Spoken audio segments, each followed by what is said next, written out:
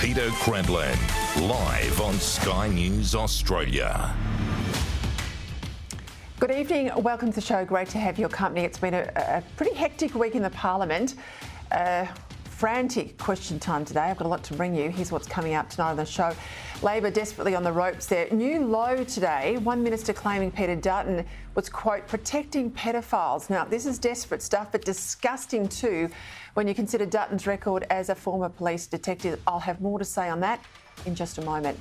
More evidence too with a moral derangement sweeping Australia and much of the West. Protesters last night in Melbourne going to the hotel where family members connected to the Israeli hostages were staying. And frankly, this isn't protesting, this is an act of intimidation. Plus, the Chinese are demanding more access to our Australian investment, and they're pushing the government to overturn previous bans on companies like Huawei. Now, we're seeing how obsequious the Albanese government can be to Beijing. So on this, will they just roll over? And you could tell today Labor was desperate just to survive the parliamentary week and get into Christmas, but it went from bad to farcical this afternoon, with Labor doubling down on their slur against the opposition leader. On Monday, Speaker, we saw the opposition, led by the Leader of the Opposition, come into the chamber and vote to protect pedophiles over children. That's what they did. I request that you demand the minister withdraw that disgusting slur that she's repeated on a number of occasions. It is below contempt. I'm going to ask the minister to make sure her language is tempered and to make sure that she is not reflecting upon members. But first, you know politicians are in trouble when they start lying to protect themselves.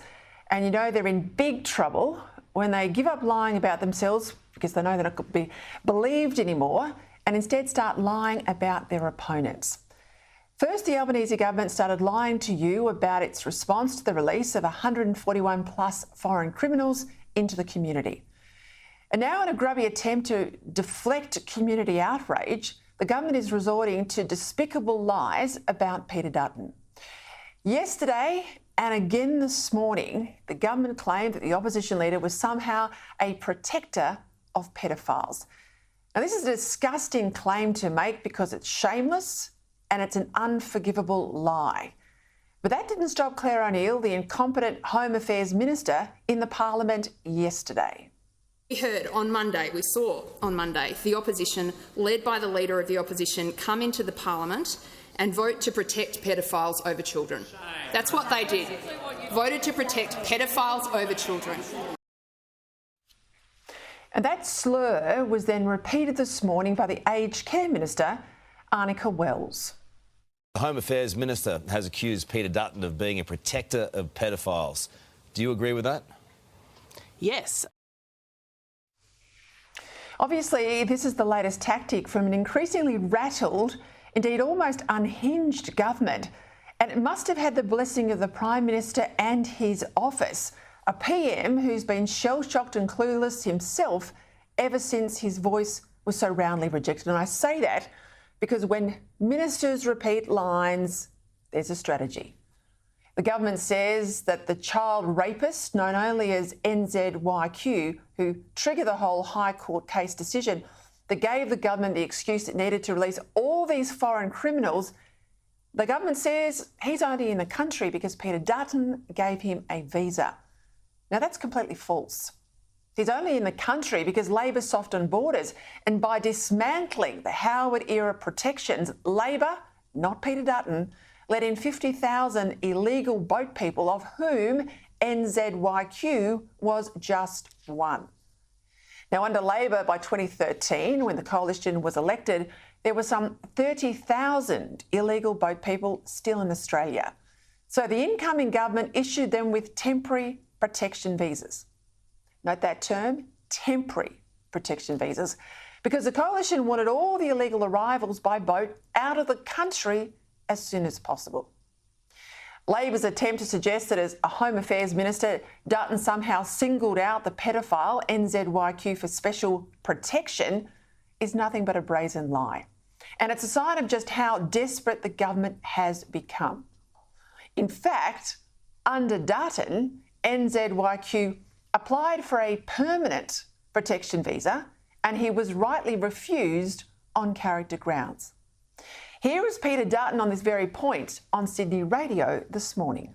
In relation to the case that's before the High Court, known as NZYQ, and you've just detailed some of his story, but don't forget that he arrived here on a boat in 2012 that we inherited from Labor, people who were put into the community on bridging visas. So I kept this bloke in custody. He didn't go out under my watch, and I didn't concede the point to the High Court that he couldn't be returned back to his country of origin, which meant that there was no indefinite detention. And that's the foolishness of the Immigration Minister's position, because he has conceded the point to the High Court that this person couldn't be returned, and therefore that's what triggers the High Court to make their decision that because he's stateless and couldn't be returned back to his country of origin, he can't be held indefinitely. And that's the stuff up that the government's now presided over. So Prime Minister's got 140 with 300 odd more ready to go to put out onto the street. It turns out that there was no need for them to make this decision. Remember, the High Court decision related only to the man who raped a 10-year-old boy in Australia, not to all the other detainees that this government has let out anyway. And as for the claim that Dutton voted against legislation to keep pedophiles away from schools, well, the Coalition voted against the government's rushed, botched bill on Monday because they said it wasn't tough enough, and because they said it was preempting the release of the High Court's judgment the very next day. Here is Dutton on this lie as well. The argument is that we wanted to vote against a bill in the Parliament. The reason we wanted to vote against it was because we had proposed tighter restrictions in the bill, and that we didn't think the bill should be passed until the government beefed it up. And you remember last week, or the last sitting week, the government completely botched their efforts to try and deal with these people. They've now let some of them into the community without ankle bracelets on. They had this one missing person. They didn't know where that person is. They've now located him. Let's not forget, as a former Queensland Police detective, Peter Dutton was in the sex offender squad. He tracked down and arrested pedophiles. He didn't protect them. And as Home Affairs Minister, he deported hundreds of criminals. He didn't let them out. And he set up a special unit to combat the exploitation of children. So what's happening here then? What's happening here? Well, given Dutton's very clear record on this stuff, why is Labor trying to make this all about him? And I'll tell you why. They're doing it because Dutton is cutting through, because this issue is an Achilles heel for Labor, and Dutton's showing up Labor's incompetence, and voters have noticed. So Labor's backroom strategists would have said this week, look, we've got a shocker of a news poll. We're really taking water because of this detention mess. The Coalition's now 50-50 with us. We saw that on Monday. So to get back some ground, we've got to target Peter Dutton, and so they have. They can't defend their hopeless Minister Claire O'Neill, so they try and go on the attack. Every day, this government looks more and more like a one-termer. And this contemptible smear campaign shows how much Anthony Albanese deserves to lose, given today he refused to apologise for Dutton over this slur.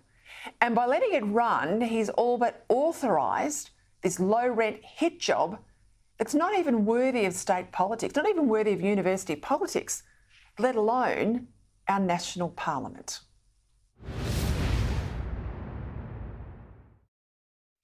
All right, let's go to Canberra for the headlines. Sky News senior political reporter Trudy McIntosh. A fiery final day of Parliament for the week. The Home Affairs Minister doubled down amid the detainee drama. Led by the Leader of the Opposition, come into the chamber and vote to protect pedophiles over children. The opposition leader demanded a retraction as Labor for a second day accused him of protecting pedophiles. Withdraw the reflection that was made. Someone with a glass jaw who can dish it out but can't take it. A heated question time as the government scrambles to finalise its new preventative detention regime. Different people are still working through the court's reasoning. because there's a lot in working out how you deal with all of this. It also wants to push through new powers to allow courts to strip Australian citizenship from dual nationals who commit terrorism or espionage. Peter Dutton wrote to the Prime Minister today asking to fix gaps in the law by adding offences including child abuse. We believe they make this bill a better bill. Meanwhile, Australians could see interest rate relief from next year, according to a new report from the OECD. In its global outlook, the OECD is confident the official cash rate has peaked at 4.35% and predicts cuts by the second half of next year. I don't make predictions about the future trajectory of interest rates. The Treasurer today met a delegation of backbenchers who want to see more cost of living relief in the mid-year economic budget update due in a fortnight. I think that they are reflecting the very real concerns and pressures that people are feeling in our communities. But he's holding the line on significantly expanding support. This won't be a mini budget. People shouldn't expect a heap of new initiatives. All right, there's a bit I want to get across. Joining me now to do all of that, Sky News senior political reporter Trudy McIntosh, and of course our Sydney senior reporter Carolyn Marcus. Thank you for your time, ladies. I want to start, if I can, with you, Trudy, and Parliament today. We've got two quite significant pieces of national security legislation. We've got legislation in relation to the detainees that the government said would pass the Parliament this week. That's not going to happen. I'll go to that one first. But then we've also got the issue about the dual citizenship legislation. I'll come to that second. But where are we up to tonight with the promised legislation on this issue of the detainees? We've seen it all play out in question time again today. What's the latest?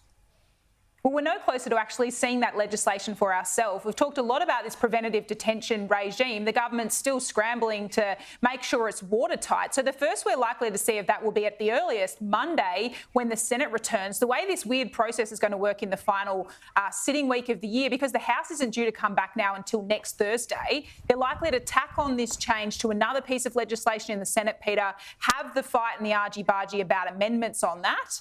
And once that's finalised, they'll be able to put it through the House. But, yeah, it's very complicated because we don't actually know the detail of exactly what Labor's planning to do. And will all 142 people released actually go back behind bars? I might say for people at home, you can do that because it's not a money bill. Bills can be introduced in either the House or the Senate, only though the House if it's a money bill. So I think that's probably all they got to do, or the only way they can work it, Trudy. Otherwise, they'd have to keep the House back next week. Let's go to that claim put to Peter Dutton yesterday in the House, Caroline. Again, doubling down today. There was a number of ministers running it. We saw there Annika Wells, the aged care minister, put it out there on breakfast television that somehow Peter Dutton is a protector of pedophiles. You've heard me. I think it's desperate given his history as a detective. But where do you think the Australian community would be when they're told this? Look, I think it's pretty much the worst accusation you can make against someone other than them being a pedophile themselves, is that someone who protects pedophiles. And it certainly is disgusting and would seem completely untrue when it comes to Peter Dutton, someone who worked as a detective, a police officer who would literally go to households to make arrests on this issue and remove children when where these cases of abuse took place. I also find it really ironic that it was this government who reacted so strongly when the opposition leader tried to push for a royal commission into Indigenous child sex abuse during the debate over the referendum, and he was accused of playing politics. And they dismissed the idea that child sex abuse in those communities was a real issue. And yet here they are accusing that same person who tried to tackle that very real issue as being a pedophile protector. It is astonishing and bizarre. I mean, and it all obviously revolves around this case to do with a man that the government ministers say that Peter Dutton did not give a visa. Well, he was a Rohingya Muslim man who was stateless in from Myanmar, where he was considered stateless as a Rohingya, who had committed rape on a boy, and he was in detention for that. It's only because of this court case that he's now been released, shamefully, and is back out in the community. That is hardly Peter Dutton's fault, and where would he have been deported to? So I think there are a lot of questions here, but the main accusation against him is repugnant. And let's not forget this bloke came to Australia on a boat in the Rudd Gillard years. Let's go to you now, Trudy, on that other legislation. I said there were two bits of national security legislation on the table this week. The dual citizenship, I'll remind people at home, this is to keep out convicted terrorists particularly. We've got one bloke, Ben Breaker, born overseas, acquired Australian citizenship.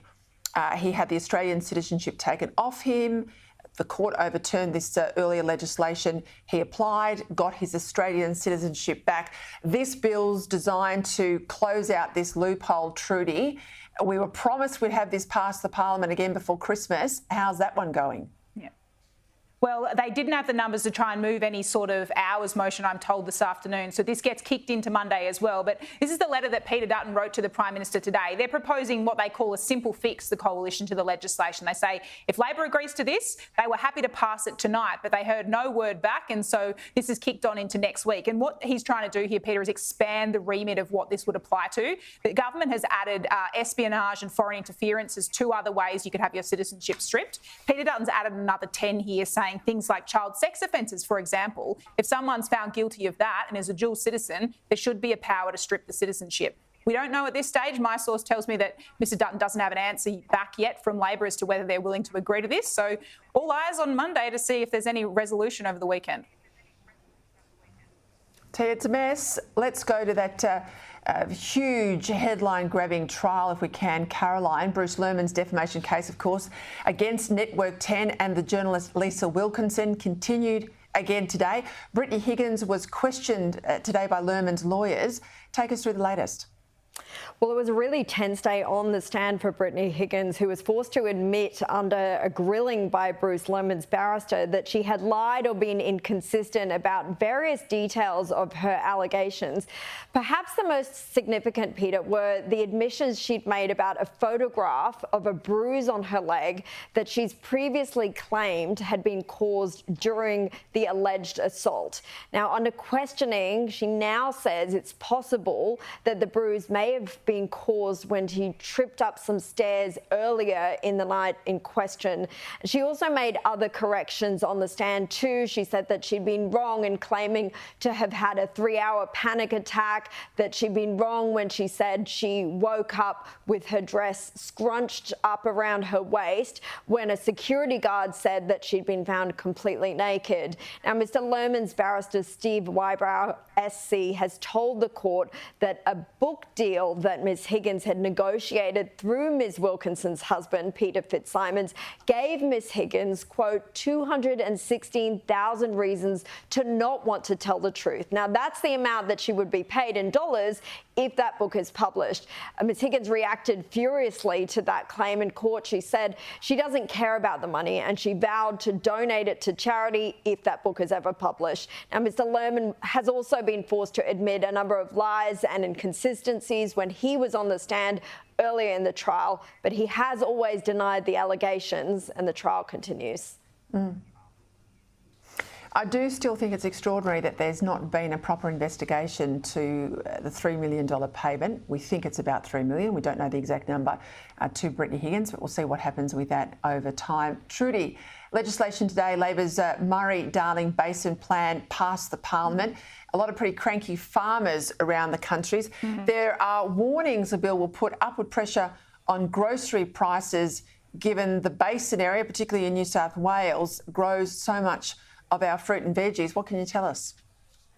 Well, there's a reason why the Victorian Labor state government didn't agree to this, the one state in the basin not to do so. The controversial water buybacks allowed to resume, and Labor's now put in, as a result of this negotiation with the Greens, this legislated commitment that 450 gigalitres of water need to be returned to the basin each year by 2027. As you say, white-hot rage, though, in farming communities who are deeply impacted by this decision and change to the basin plan. A lot of us who don't live in the basin or don't live in, live in capital cities don't think a lot about water every day, but for those who are affected by this, their lives and livelihoods, this is a big deal for them.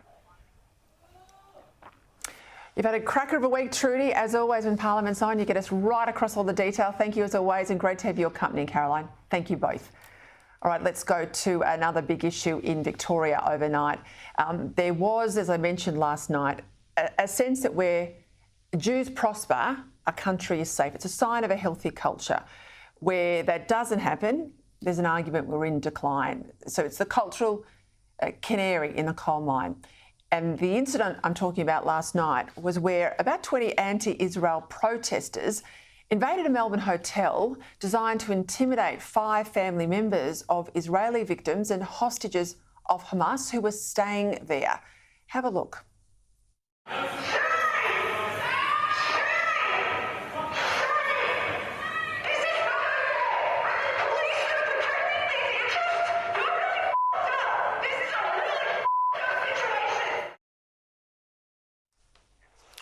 It's pretty shameful stuff. Joining me now to discuss it, David Southwick, the Deputy Leader of the Victorian Liberal Party, member for Caulfield, of course, which has one of the largest Jewish communities in the country.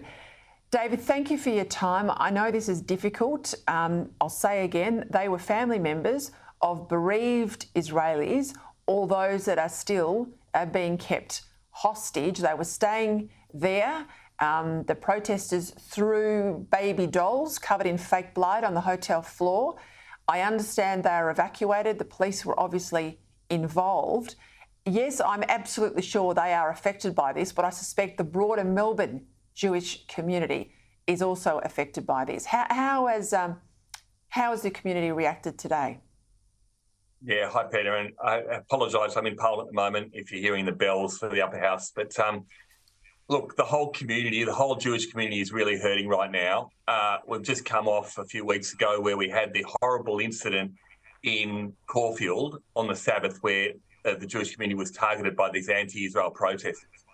But we hosted these families of hostages and of which 2 had lost their children in Parliament during the day. And then in the evening to have them going back to their hotel and effectively being targeted by these gutless cowards, having their faces covered, literally at the top of the escalator that prevented them actually getting into their hotel to go to their rooms. And when the visitors arrived, and a horrible greeting, when they arrived, they heard sirens, they heard screaming, they saw these horrific banners. And that is no way to treat a guest, let alone anyone in this state. It is traumatic enough in terms of what these families of hostages have gone through, let alone having to deal with this garbage. And, I mean, quite frankly, Peter, we've had enough. I mean, the community has been through so much at the moment, and we don't need more of this garbage going on in this state. Victoria's been a wonderful state. It's always welcomed everybody. But at the moment, the Jewish community doesn't feel welcome right now. I spoke at a Jewish event on Tuesday night in Melbourne, David, and I know that it's very raw for people. There are people obviously in Australia connected to other family members and community groups in Israel. So they're living this every single moment of the day. I am surprised you can lawfully protest in Australia with your face covered. Is that the law in Melbourne? Yeah, well, apparently it is. So I've contacted police over this. We also, back in 2013, 2014, we had these move-on laws, which would firstly give a direction for people to move on if they were trespassing on private property. And if they weren't moved on, they're arrested. The police don't have those powers anymore. So what you saw last night, they trespassed on private property. They blockaded an escalator. They had their faces covered in masks, and the police literally did nothing. And, I mean, how can you feel safe when these thugs, these cowards, can get away with that? And they keep just pushing the envelope. We saw what happened on the Friday night where they were throwing rocks and bottles. And again, we're waiting on whether there are any arrests there. But how far does this have to go? Do we have to see somebody tragically killed before we see a response? And I've just come out of the Parliament just now calling on the government to bring back these move-on laws, because at least they would have the powers, police would have the powers to arrest those people that seek to shut down businesses, that seek to do what these thugs are currently doing. They're holding our state to ransom. It's just appalling. Talk to me about, I want to say parliamentary colleague, but I think that's too nice a term, Greens MP Gabrielle de Vetri. She turned up to an event in the Parliament organised by Jewish groups involving, as I say, these family members of the hostages in Melbourne. She turned up and wore a Palestinian scarf. She also tried to get that Palestinian scarf into the parliament. You can see her there standing next to silhouettes of hostages. David, this was, I think, pretty shocking to see. Look, I have no problems people wearing religious material when it's part of their belief, but she's using it for political purposes. She wears it when it suits her. And in fact, we were hosting that event. She stood outside and we had people showing me the picture of her shaking because they saw it. Israelis at a visitor shaking, saying, "Who's wearing this keffiyeh? Who is it?" And I said, well, that's actually a Greens member. Today on the Parliament floor, when we called her out for it and she was wearing the keffiyeh in Parliament, she came down and she approached me at the table and she said, "I wasn't wearing it. I knew that that keffiyeh would trigger Israelis, so I took it off." And I called her a liar, because I saw that photo, I saw the image that you just showed on the screen there, and she said no. And we had this argument about whether she was wearing it or not. And I actually said to her, what you are doing right now, as a proud Jew, you confronting me wearing it now, not for religious purposes, but doing it just to make a political statement, it's a political is actually statement. triggering me as well. Yeah. And, I actually find that hugely offensive. People wear it for religious purpose, not a problem. People doing it for a political gain is absolutely disgusting. Yeah, I'll leave it there, David. You're absolutely right. Thank you for coming on the show tonight. David Southwick there, Deputy Liberal Leader in Victoria. Just before we head to the break, I want to say big congratulations to my Thursday night regular here on Credlin. Sydney broadcaster Michael McLaren announced today as the new afternoons host on Radio 2GB. Now, up until then, he's been, of course, host of Weekends. I love him on Weekends. Many years he did the overnight shift. So this is a big promotion and a very well-deserved one as well. All right, coming up, the South Australian Labor government's disgusting move to cancel Anzac Day. We'll talk to Army veteran, now Liberal MP, Townsville's Phil Thompson. Plus, later on, Beijing's push for greater investment in Australia. Now, I think this is madness, but can we trust Labor to do the right thing? Welcome back. Coming up, we'll speak to a farmer about Labor's new Murray Darling Basin Plan that will take water from our farmers, send it downstream, only to see it flow then into the Southern Ocean. The first of those disgusting comments made by Home Affairs Minister Claire O'Neill, backed in by Aged Care Minister Arnica Wells, and I've got no doubt backed in too by the Prime Minister or the Prime Minister's office, claims that said Peter Dutton is a pedophile protector. Joining me now to discuss this, former soldier turned advocate for veterans, now, of course, member in the federal seat of Herbert, that's in Queensland, Phil Thompson joins me now. Phil, thank you for your time. I know you're as fired up as people right around the country with this slur on Peter Dutton, given his history, not just as a police officer, but as someone who worked in the specific area of sexual assault crimes. What's been your reaction to how low Labor's been prepared to go to distract from their incompetence?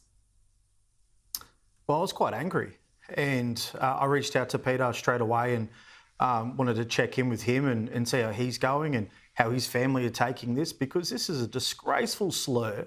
And it just really, really fired me up, because you've got a government that is dwindling and failing and continuing to have missteps to personally attack the Leader of the Opposition. And Peter Dutton has a proven track record of protecting children, of always going above and beyond to do the right thing and to bring forward legislation, to start initiatives, because he knows it's a scourge on society. And to have these personal attacks and to roll out all these ministers one after another and not be called out by their Prime Minister, to me, says that Anthony Albanese has greenlit this. He's allowed it to happen. And these personal attacks, it should not just be withdrawn. There should be apologies. And I feel for Peter, because they're not just attacking his record, they're attacking him and his family personally.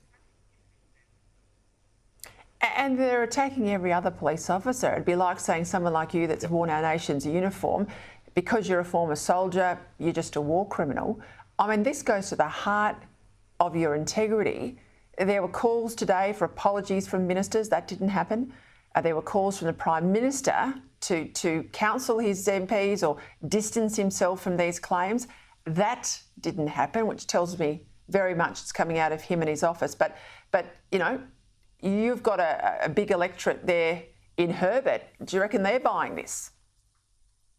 No, and they'd be upset as well. And so, like you said, every police officer, whether you're in QPOL or the federal police or state jurisdictions around the country, would be quite upset with this because it's slandering his service and it's slandering him now, but it goes much deeper. It goes out to the wider police force and the wider police service.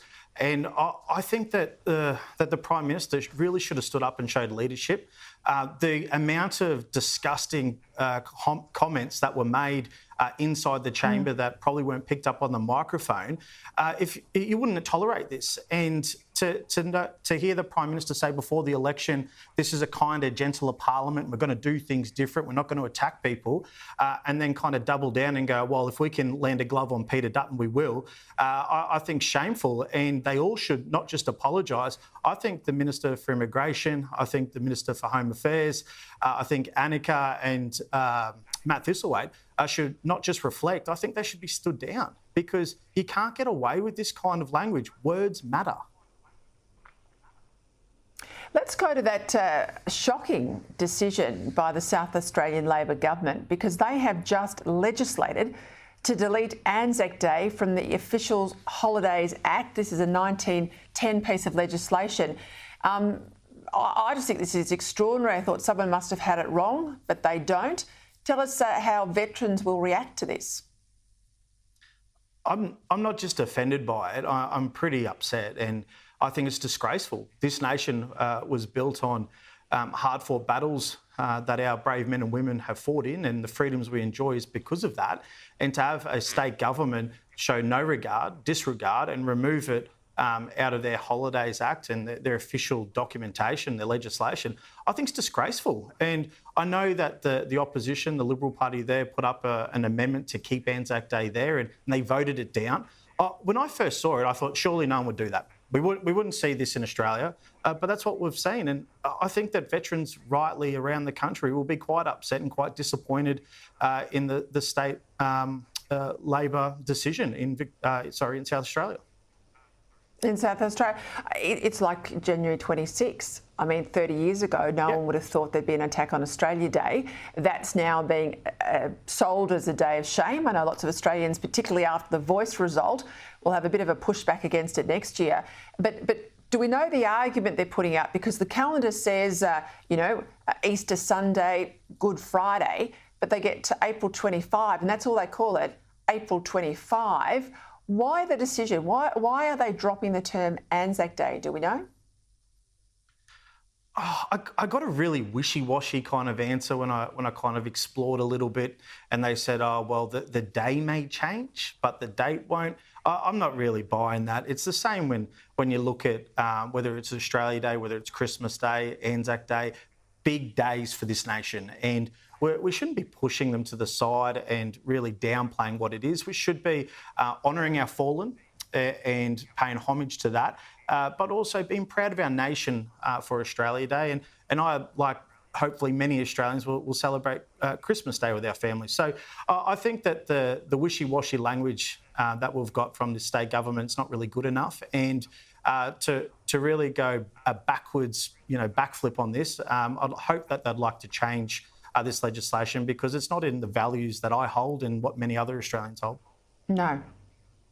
I think people watching tonight will be disgusted, Phil. I know you love a bit of a fight. You love a campaign.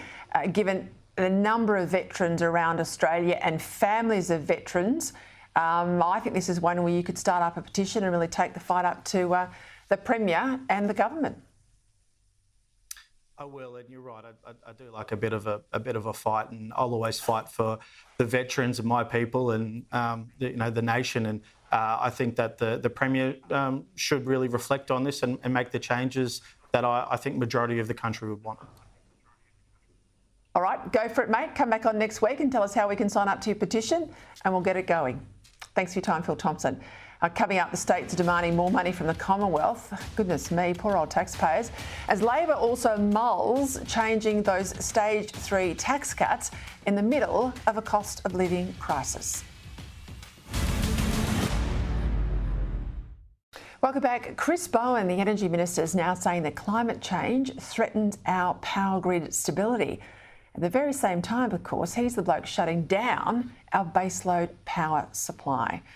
But first, when the GST was set up by the federal government at the time, it was designed to provide the states with a growing income stream because the money is collected by the Commonwealth, sure, but all of it, the quantum's paid to the states. Now, it comes out to the states by a pretty complicated formula, and that formula and the distribution's run by what's called the Grants Commission, and it gets adjusted by how worse off a state is vis-a-vis other states that might be performing well, meaning that states that take the tough decisions and reform and lift don't get as much as the states that continue to struggle, that get themselves into debt, that don't do the work to reform. So there's almost an inbuilt incentive to underperform and then get more money from the GST pool.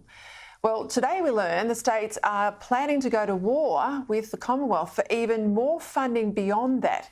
They're looking for $5 billion plus. Joining me now for the latest on this, business columnist at the Herald Sun, Terry McCrann. I have to say, and I used to say this a bit in Canberra too, Terry, I mean, in the end, the poor old Victorian taxpayer is also the same person who's paying the taxes at a Commonwealth level. The poor old person from New South Wales who pays New South Wales taxes is also paying taxes at a Commonwealth level. Now, they might scrap and fight about the money amongst themselves for a different or bigger slice of the pie, but it's the poor old same taxpayer who's baking the pie, and you know the pressure is constantly on that taxpayer to give them more money, to cost shift between jurisdictions. How about they just spend what we give them better? Well, that's a wonderful ambition, Peter, but both of us know that's never going to happen. I think you've put your finger on exactly the core issue here, which is they're coming after more of your money, whether they do it through the federal tax level or the state tax level, which is supposedly mostly the GST. It's also other taxes that we see in Victoria with the empty house tax that's about to be applied. There are two levels to this, Peter. As you explained, the GST system has been corrupted from the start. It was supposed to be about giving the states their own generated tax base, i.e. if you ran a state more efficiently, as you say, you will get a higher tax revenue through the GST because there'll be more activity, there'll be higher GST payments. But it's been corrupted from the start because the states that have done well have had some of their GST taken to give to the mendicant states. The second level is this whole issue of governments spending far more than they should, racking up those huge debts. Victoria's case heading for $200 billion, and it's not going to stop at $200 billion. It's going to go higher. So it's desperately seeking revenue, if it's somebody else's tax revenue, all the better. But ultimately, it comes back to the individual taxpayer, whether they're paying a state tax or a federal tax. I read something interesting today. The OECD is out there saying that the Reserve Bank will not lift rates again. They're quite confident in making that statement. Now, I'm not so sure about that. And I again go back to comments made just the other day by the new RBA chief, Michelle Bullock. She's basically out there saying pretty comfortable with how households are coping with these rate increases, which says to me that she thinks she's still got a bit of headroom, that people can cop more of a rate rise. I'm not so sure they can. And her comments, so soon after getting the job, I reckon she sounds out of touch to me, or dangerously close to being out of touch. What do you think? Well, that is a big issue, Peter, whether, I don't want a Reserve Bank governor to show empathy to people out there. I want her to do her job in the most effective way she can, because that's ultimately the way you actually deliver empathy. The way we get lower interest rates, the way we get a very low unemployment rate, the way we get a very low inflation rate is the Reserve Bank governor succeeding in bringing that inflation rate down. It all turns on that. So I want to see her do that. Now, I don't think she needs, at this stage, to contemplate a further rate increase. We saw the latest inflation numbers for the month of October. They showed a further fall in the rate of inflation. It's not back to where it needs to be, but it's coming down. This is the time to spend the next 2 months analysing what's happening in the economy, And also, very importantly, Peter, we forget about this, what's happening in the global economy, because we're not on our own in this space. It's what's happening across the world that is also important.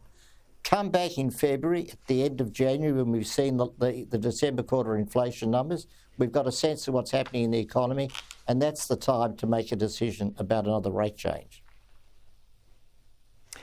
Interestingly, today we had Chinese high-ranking diplomats on a delegation to Australia, and they're pushing pretty hard that Australia liberalise Chinese investment, that we make way for more Chinese investment. We know, of course, on the issue of Huawei, this was a telco, a Chinese-connected telco company, wanted to invest in critical infrastructure here. I think it was the Turnbull government at the time said absolutely not. Britain nearly rolled over. Fortunately, it didn't at the last minute. But I think they see that there's a door they can push with Anthony Albanese, given his now close relationship with President Xi. Any concerns from you, Terry? Well, Peter, I think you put your finger on it. It's not the door they don't have to push against it. They probably think it's wide open. How did they describe the Prime Minister, the handsome boy from down under, or whatever the exact term was? And he seemed to lap it up. So they probably feel there's a big invitation out there to come in and find a much more receptive reception going forward in terms of investing. The bottom line remains as it has been from day one. We've got to be very hard-nosed about our relationship with China.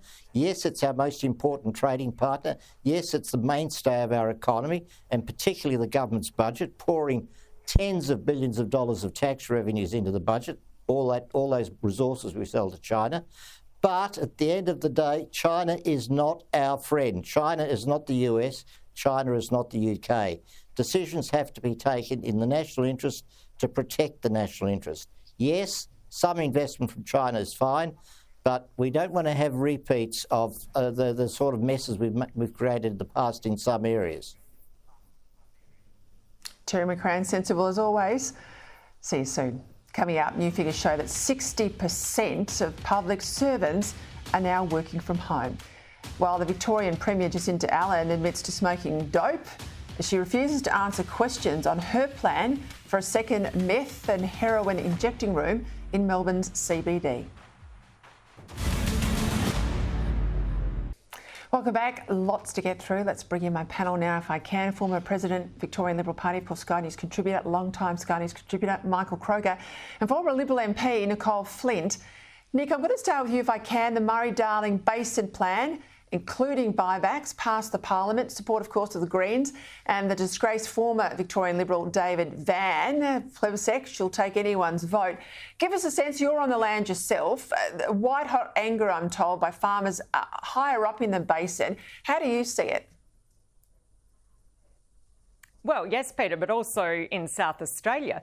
This is going to devastate the 2.3 million Australians who live in and around the Murray-Darling Basin. It'll be awful, absolutely awful for farming businesses, for local communities, for our supermarkets, for our machinery businesses, hardware, you know, the local pub will all be devastated by this. But Peter, at a time when Australians are facing some of the highest cost of living prices we have seen in a generation, this will put the cost of food up even further. This is absolutely madness. And David Van is a disgrace, and I cannot believe he has done this to Victorian rural and regional communities and to Victorian irrigators. I suspect he'll be for the high jump bar at the next election, but we'll come to Michael Kroger on that in a moment. Let's stay, though, in New South Wales. Michael, Jason Clare, this is Labor's frontbench Education Minister. He's wanting the government to change its position in relation to Gaza. He wants a permanent ceasefire. Now, no surprises. His electorate is 32% Muslim. State average, I think, is under 5%.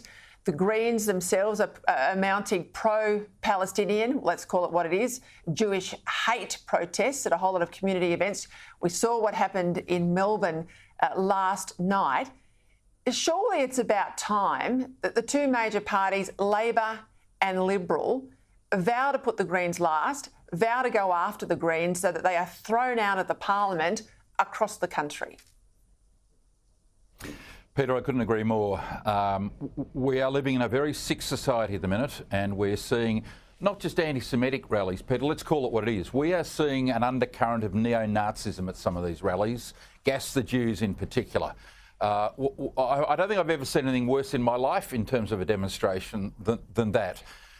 And the Greens have been front and centre at so many of these anti-Israel, anti-Jewish, anti-Semitic rallies. It is time, yes, for the Liberal Party to announce publicly the Greens will be last. They'll be behind everybody as a matter of principle. Ratbags, Labor, whoever, One Nation, whoever it is, the Greens have to go last as a matter of principle because there's been no one more anti-Semitic than the Greens, and it's time for Anthony Albanese to come out and say the Labor Party will now do the same. They will put the Greens last permanently until this anti-Semitic racist behaviour by the Greens comes to an end, Peter. And I'll tell you why that's important, people at home, because, of course, in many seats, Labor only gets there with Green preferences, and in some booths it can be as high as 80% going to Labor. And Nicole Flynn, we find out today, at a Commonwealth level, probably much the same at a state level, but 60% of federal public servants are working from home. I can't fathom working for a Prime Minister and finding that 60% of the people you might want to call into the office and discuss an issue are working from home. Surely this has got to stop. Of course it has to stop. It's terrible for productivity. It's terrible for younger bureaucrats who might want to, network with their senior colleagues and learn on the job. But ultimately, Peter, the really destructive part of this is the impact that it's having on our businesses who are often in and around the CBDs, who bore the brunt of COVID, who haven't really properly recovered from COVID, and they are dependent on people turning up to the office to then, head out to do a bit of shopping at lunchtime or pay their bills or go to the local cafe or buy a coffee. So ultimately, by not forcing bureaucrats back to work, governments are hurting Australian businesses who ultimately pay the taxes to pay the wages of the bureaucrats. This has got to stop. They all need to get back into the office and they need to get back there now. Michael, the drug injecting room in Victoria, we've got one in Richmond. There's talk of another one in the CBD. There's a report on the Premier's desk. She refused to answer questions about it today. She had a sideshow answer on using dope as a young person. I never did, but I suspect plenty at university did. But nonetheless, she's dodging this question. And it's right in the middle of the theatre district, the restaurant district for Melbourne. We know Melbourne as a capital city, compared to the others, still really hasn't got back on its feet, has it? No, it hasn't. Well, at least it's not next to a school, which the one in Richmond is, Peter. No, look, they shouldn't have a second injection room. The first injection room they have should be moved. It's not appropriate to have it near a school. And, it looks as if we're moving, the Labor government are moving because they're a very progressive government, they keep telling us, towards legalising marijuana in Victoria. That would be a regressive move. I don't think anything comes from taking marijuana recreationally unless it's for some form of medical marijuana for pain relief.